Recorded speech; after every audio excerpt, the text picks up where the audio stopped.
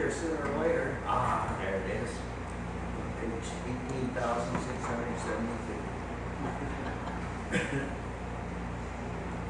Well, when I came over here a little bit early and reviewed what I had, was I always review before I present the message. I found out that this kind of attaches itself to what Mike preached on this morning. Oh, amen. Amen. So, what I titled it, Magnifying His Kingdom. And in this respect, what Mike was saying this morning, we have a task. We have all got a job to do.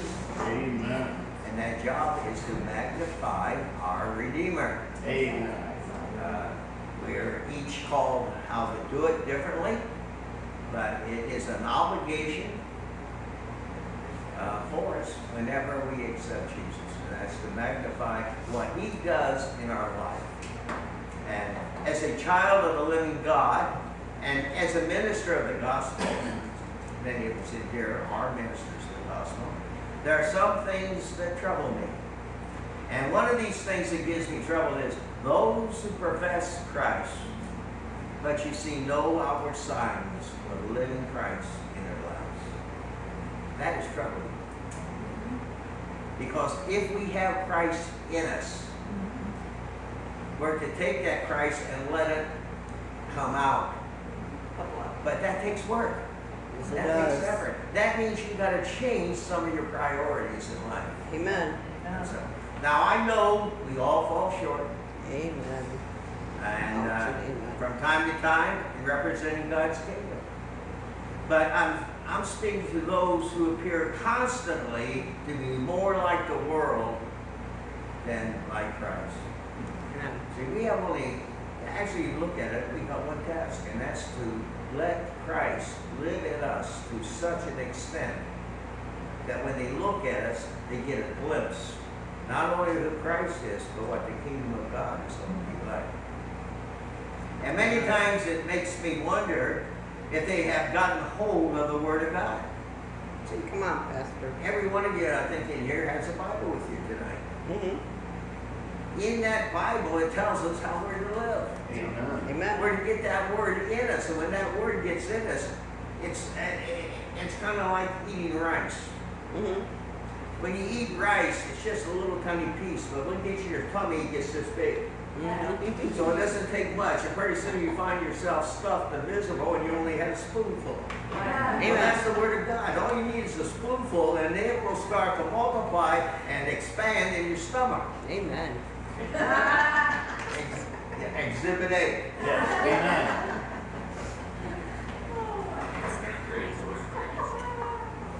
Now, I don't want you to get me wrong. I'm not pointing fingers. And don't get mad at me yet. At least wait until we get to the end. See, I'm not trying to point a finger at anyone, but I'm asking for us to seriously consider how much of Christ do others see in us. Amen. That is one of the hardest challenges, is to sit down sometime, just you and the Lord. And you ask him questions like that. Lord, how much of you do people see in me? And you know, all he is faithful, and he'll tell you if you listen. And sometimes we don't like what he has to say. Amen. Well, the first scripture, and by the way, this is full of scripture. Philippians 1:20. And I'm going to read this from the Amplified Version. This is keeping with my own eager desire and persistent expectation and hope that I shall not disgrace myself or put shame in anything, but that the utmost freedom of speech and unfailing courage, now as always heretofore, Christ the Messiah will be magnified and get glory and praise in this body of mine, and be boldly exalted in my person, whether through life or through death. That's a mouthful. Amen. Our life should be so dedicated to the Lord that what we have just keeps multiplying. And people, when they get in our presence, matter of fact, people wants to be in your presence. And I know I've said this before. I've met 2 or 3 people in my life that if I'm going to be in a church service, I want to sit next to them. Matter of fact, I'll use my elbows to get to sit next to them. Why? Because they receive what's been said, and it just bubbles out on them, and it just Amen. runs all over you. Amen. And that is an experience that is just that I need. And here's the simple truth of our text today. Christ will be magnified in my body and your body, whether by life or death. We are to magnify the Lord and permit Him to magnify in our life. That is our part. Our part is let Christ magnify Him in us. See, we don't have to do it. We can say no. But God says, I'm come to live in you so that you magnify Him to such a degree others want what you've got. And, you know, we say it this way. Some people walk in the room and light it up. Mm-hmm. Other people walk in the room and the lights go out. Mm-hmm. And that's what magnifying the Lord is in our life. If we say that the Lord is magnified in our lives, then we need to understand the meaning of the word magnified. And I did look it up, and here's what it says. To magnify is to praise highly. To cause to be held in high esteem. To enlarge in fact or appearance. To make object appear larger than we. What are you magnifying your life?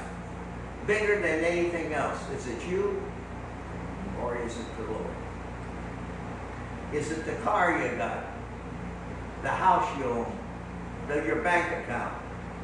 None of that should be lifted higher than God. A good example is this, the magnifying glass. As you gaze through it, everything appears larger. Which simply means when people look at us, they should see the magnification of Jesus in our life. They shouldn't even recognize you. Of course, we know they're going to.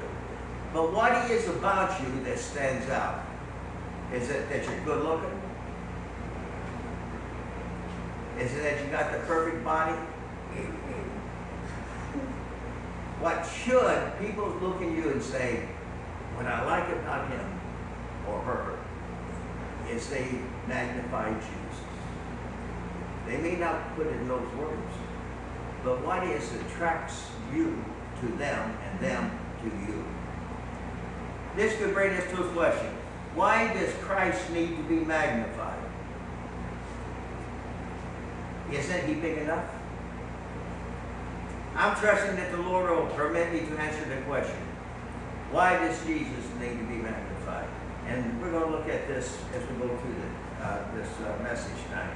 First, we need to magnify the Lord because the distance between the world and Christ is huge. Mm-hmm. And we got to bring those closer. And we do that through our lives. I want to say this. We can preach Christ all day long. But if we don't live it, people aren't going to listen. Right. And I think that's where so many of us fall short. Is that we'll live like hell during the week. But boy, can we preach on Sunday. Can we preach Sunday night or Wednesday? God is looking for that person that's living what He says, I live in Christ. And then He will empower them to bring others into the kingdom.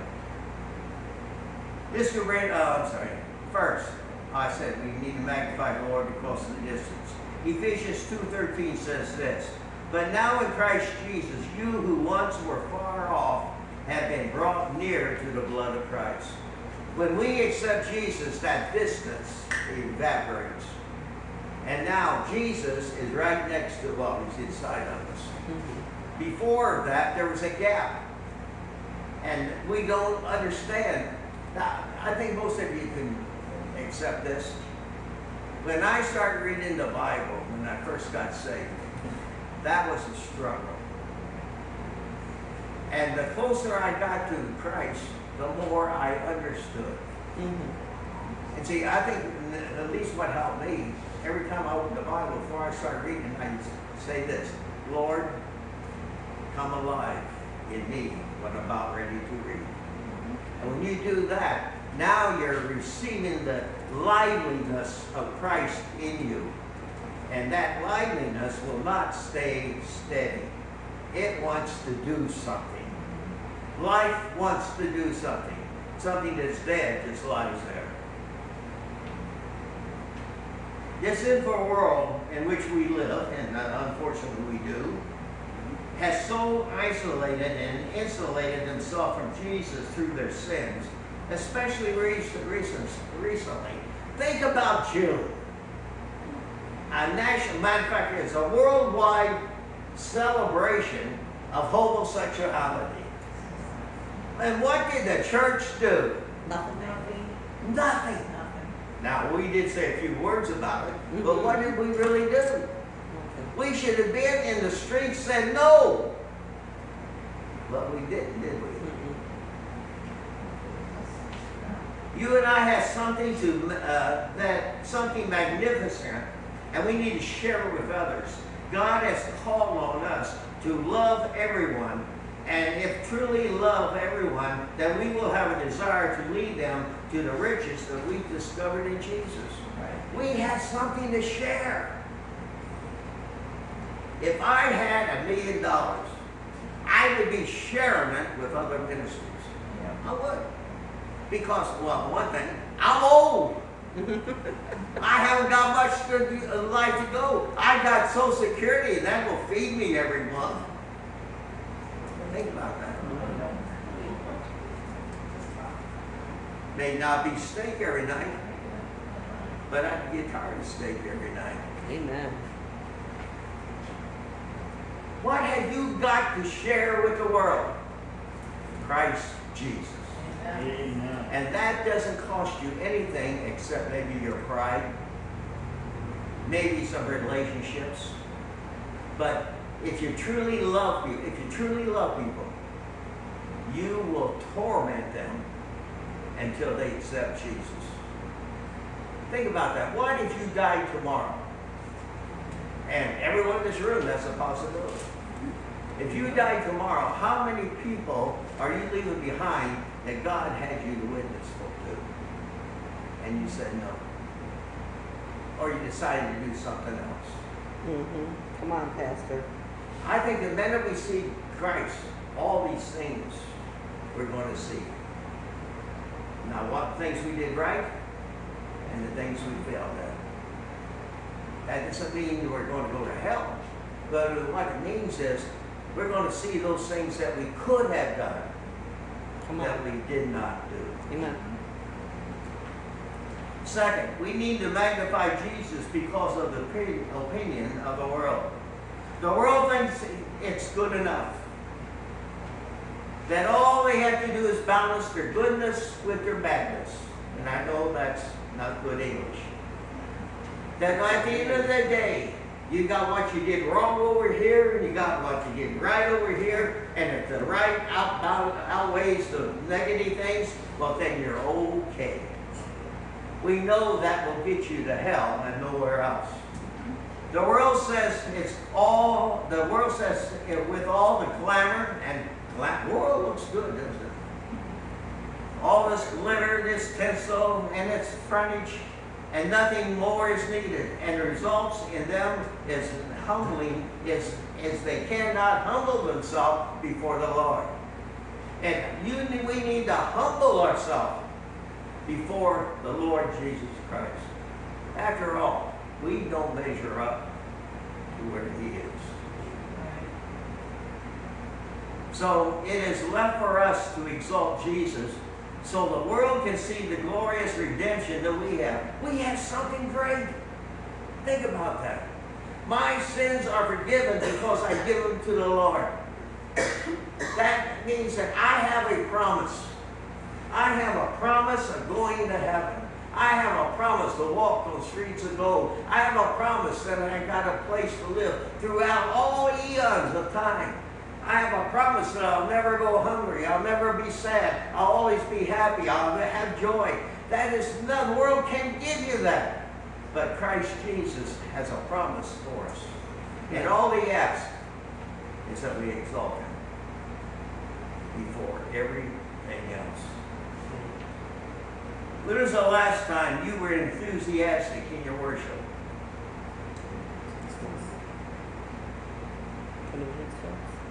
Let that sink in. Come on, Pastor.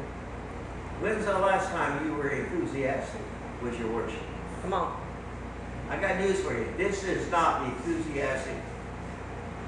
That's right. Amen. Come on, Pastor. Tell them.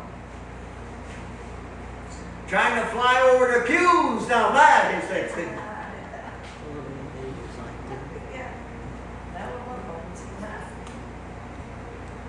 We fail in that. We really do. Yeah. And I'm not talking just this church. I'm talking about most churches. When you get into, I need to go down to Westland and find out which black church I can go to that will show me how to worship. And then go back and get a van load of you people and take you down there on a Sunday morning or a Wednesday. I'm not saying they are better, but they know how to worship God. Amen. Yes. They will tear a place apart. Amen. I'm sure many of you love the people of the world, and you don't want to see them going to hell.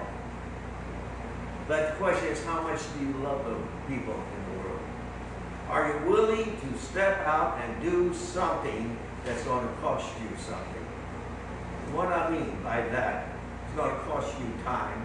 It's going to cost you your priorities. It may even cost you friends.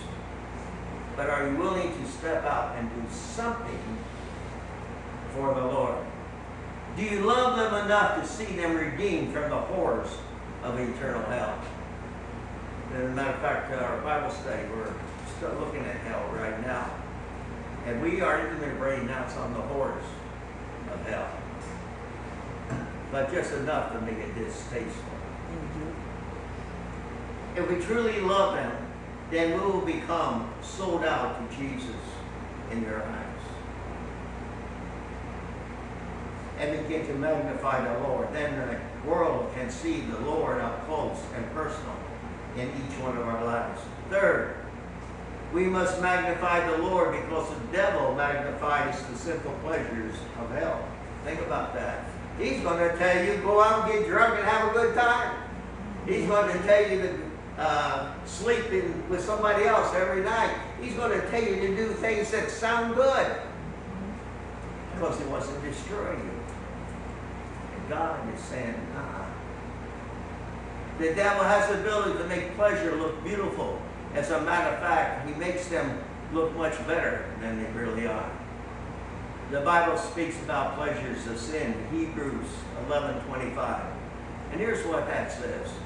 Choosing rather to suffer affliction with the people of God than to enjoy the passing pleasures of sin.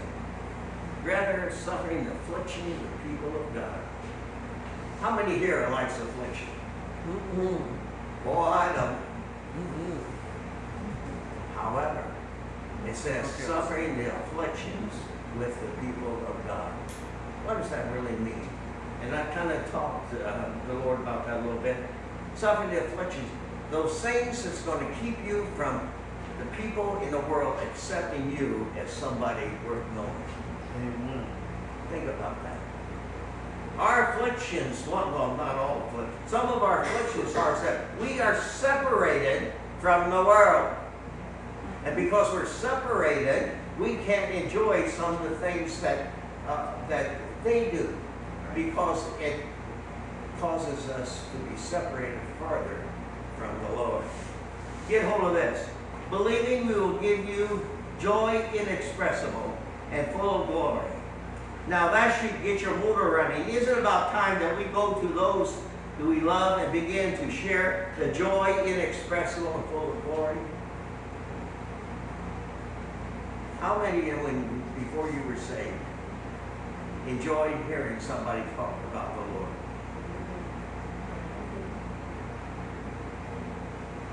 Somebody, when I was a teenager, and I think I know who it was, and if I get when I see her in heaven, I'm going to talk to her, prayed for me all the time.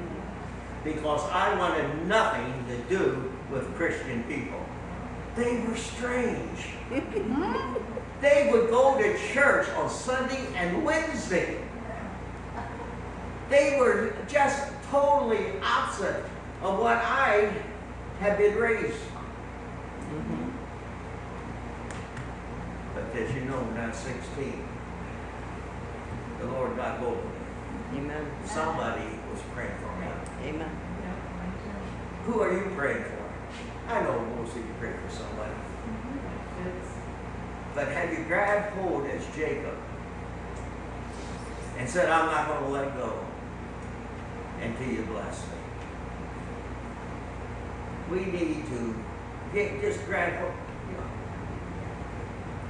how many here would really be receptive to something like, and I'm not saying this is what it be, one day out of each month, maybe on a Friday, we have a prayer meeting just for those who need to be saved.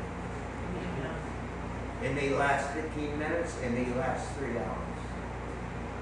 Perhaps that's what we need to do. One evening out of 30 each month. Think about it. That'd be nice. God's been talking to me about it. 4, why magnify Jesus? Because of the littleness of religious confessors. How little do we profess the greatness of Christ? We do here because we are like people. But what do we do when we get out of these walls? How much do we profess the greatness of Christ? Philippians 3:18, we have these words. For many walk, of whom I have told you often, and now tell you even weeping, that they are the enemies of the cross of Christ. What Paul is speaking about here, and we all know what I'm about ready to say, he is speaking of those who talk the talk, but never walk the walk. I was that way for a while. When I first got saved, man, I talked to anybody about Christ, but I wasn't particularly walking it. See, maturity comes, maturity in Christ, when you start walking the walk. Anybody can talk it. The devil can talk it, but he can't walk it. Church, we are to be possessed by Jesus. Possessed in what we see, possessed in what we read, possessed in what we hear, and possessed in all that we do. I would suggest the world cannot see the manifestation of Jesus in those who talk the talk, but do not walk the walk. Our walk, people read stronger than what we say. Yes, we do. See? What we say can be a lie, but what we do, people see and they know that is not a lie. Yes, amen. If we say that you're to walk with Jesus and we cuss and swear and use the Christ's name in vain, every word we speak is worthless. Yes. That's right. I would suggest, here is something for us to consider. If someone was to come up to you and ask this question, what is a Christian? And our desire to give a good answer, then what would be your response? What is a Christian? Wouldn't it be glorious to say, well, just follow me for a day. Amen. Amen. Think about that. Mm-hmm. I'm not too sure I want anybody to follow me for a day. If you can walk so that slow. But anyway, that's another story. We need to magnify him by living a holy life. Boy, we don't hear about that in church. The Lord has called us to walk holy. And how do you walk holy? You walk according to the Word of God. We need to magnify him by living a holy life. In Matthew 5:14, it says this. We are you ready for this? The light of the world. Amen. How brightly do we shine? How brightly is Christ shining in us? Wow. Good. By golly, I never even think about that. This night light we got here on this pole, well, it was a couple of weeks ago. The cover shattered.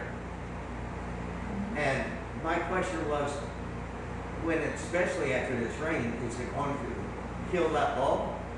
So you see, that bulb now is brighter because the cover is no longer there. Mm-hmm. How long it's going to glow, I don't know, but it's still working. Right. We have this, Mm-hmm. and it covers the brightness of Christ. Well, when we kill this, then the only thing left is the bulb. Amen. And then we shine brightly, and what I'm finding out, even the rain will not destroy a hot bulb. Because this morning when I woke up at 5, I looked outside and it's still shining. It's surprising me, because we know that a hot bulb and water just don't mix. Right. But it's still doing it. Mm-hmm. I wouldn't touch the thing it's on though. Yeah, but right. In John 2:6, we read, walk even as he walked. Now, would Christ tell us to walk as he walked if we were not able to walk as he walked? If he did, then he would be asking us to do something we can't do. This one is shaky. He walked on what? Water. What did he say to Peter? Come. So he was telling Peter he can walk on water. That's right. If God can call us to walk on water, we can surely walk as he walked. Mm-hmm. Yeah. But it takes sold out for Jesus. Yes. God has but one standard, and that's stated in 1 Peter 1:16. 1 Peter 1:16 says, be holy, for I am holy. That's our standard. Nothing less, nothing more. And as I said just a few minutes ago, how do you walk holy? By living the Word of God. Let God live in you freely. Amen. God, come and live in me, and you can do anything you want, but. That's that little. And we don't put it that way. Well, I don't think I can do that. God says to go do this. Well, I will, but I think I'll have to wait till next week. If he tells you to do something, That's right. I don't know how this is going to work out. But our camera that we got in the fellowship, in the sanctuary, something happened, and the camera works, but it won't speak to our computer. And Jennifer has done everything. She's got out the book, she's made phone calls, she's gone into, and she can't find what it is. Well, yesterday when I was in the sanctuary, as I walked by the projector, I heard, and I told you one word, it was 2 words I heard. 2 words, projector button. And that's all. So I actually ran down the hall to my office. And I wrote down projector button because I didn't want to forget. Well, when I saw Jennifer this morning, I did forget, but when she was trying to get things set up for this morning, it hit me. And I said, I don't know what this means, but the Lord, and I told her the story, projector, and I said, but projector button.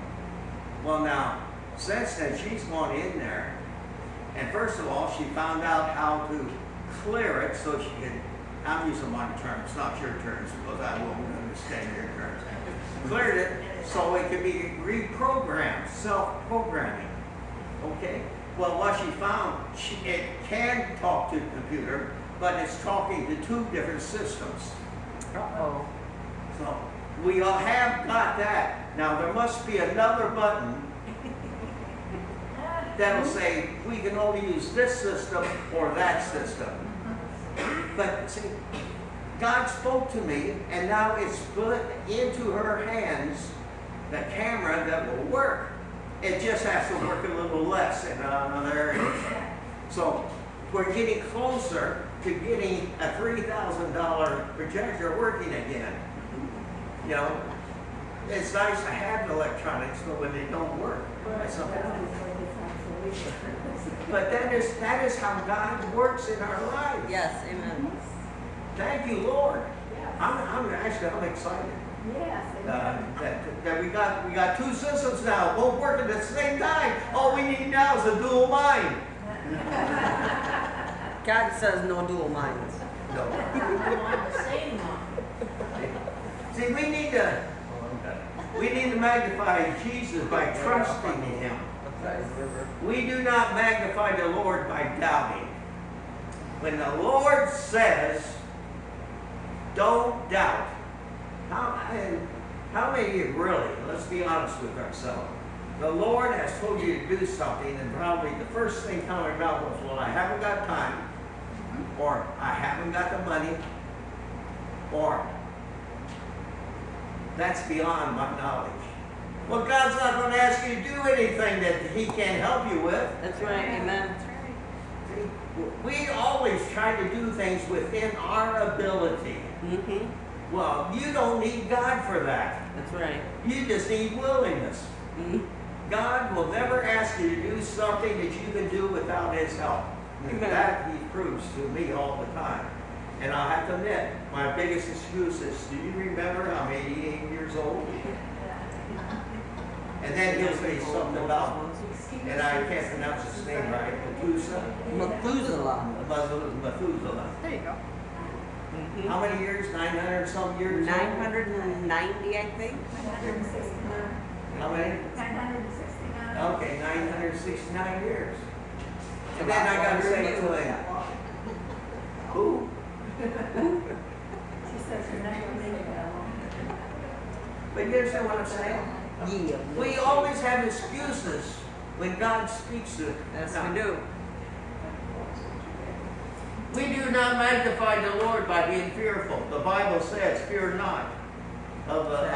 Fear is not of the Lord, but peace of mind that passes understanding is of Him. Amen. Nor do we magnify the Lord by whining or complaining. But we do magnify Him by trusting Jesus and His Word. This is so important for us. No one has ever magnified the Lord by magnifying their troubles. Let me repeat that. This is important for us. No one has ever magnified the Lord by magnifying their troubles and not recognizing who can deliver us from our troubles. You got troubles? Say, the Lord is working on it. Amen. Instead, let people know we believe He's able. And why not? Because His word in Ephesians 3:20 says this, now to Him who is able to do exceedingly, abundantly, above all that we ask or think, according to the power that works in us. I love that one. When the Spirit of Christ dwells within us, we can see these results. Our lives will then affect others and cause them to turn to Christ. When the Spirit of Christ dwells within us, it will make people want Him. When the Spirit of Christ dwells within us, it will cause the church to be built up. And get hold of this. When the Spirit of Christ dwells with us, it will encourage other things. Let that sink into your life. It's about time to bring this to a close. Revelations 3:20 says this.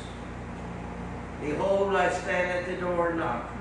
If anyone hears my voice and opens the door, I will come in to him and dine with him and he with me. Churches need to go to the door and welcome Christ into the building and into our lives. Revelation 2:5 states, remember therefore from where you have fallen. Repent and do the first works, or else I will come to you quickly and remove your lampstand from its place unless you repent. When you are away from Christ, there is no eternal power in your life, nor is there closeness to Christ. There is no spiritual warmth. There is no true worship. Yes, you may go through the procedures, but there is no magnifying the Lord in your life. Can we today be doubly sure that magnifying Him by our life? Oh yes, even by our death. If you go to the theater and see a sign, SRO, standing room only, then you know the production is sold out. Is this time for us to have an SRO sign on us? Amen. That we're sold out to Jesus. We're going to end this today. We're going to magnify the Lord Himself this evening by taking communion. And this includes, and is indicating, He is the Lord of our lives.